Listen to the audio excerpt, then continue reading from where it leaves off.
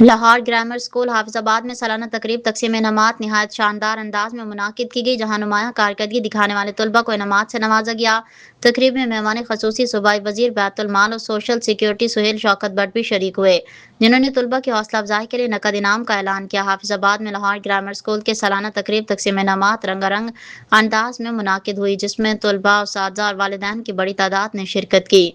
مہمان خصوصی سہیل شوکت بٹ نے تقریب سے خطاب کرتے ہوئے طلباء کی کارکردگی کو سراہا اور 1 لاکھ روپے نقد انعام دینے کا اعلان کیا۔ تقریب کا سب سے اہم اعلان سکول انتظامیہ کی جانب سے سامنے آیا۔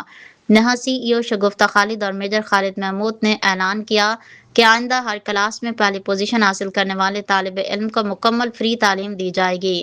اس موقع پر اسکول انتظامیہ کا کہنا تھا کہ اس اقدام کا مقصد ہونہار طلباء کی حوصلہ افزائی اور علاقے میں تعلیم کے فروغ کو یقینی بنانا ہے۔ تقریب کے اختتام پر مہمان خصوصی کا شکریہ ادا کیا گیا اور طلباء کے روشن مستقبل کے لیے خصوصی دعائیں بھی کی گئیں۔